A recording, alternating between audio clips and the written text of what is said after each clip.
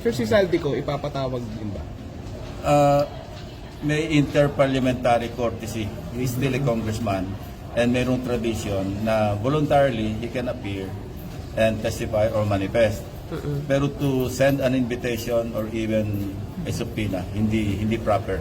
Yung Or kahapon, tradition. Sir, ganito kasi seryoso yung allegation against him. Well, regardless, kasi yan ang tradition eh. Dinatnan na namin yan dito. Nangyari yan before sa, I think, sa drugs issue, no?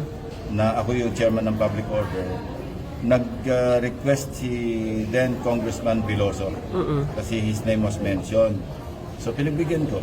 And then I gave him first crack. Nag-manifest. Ganun lang.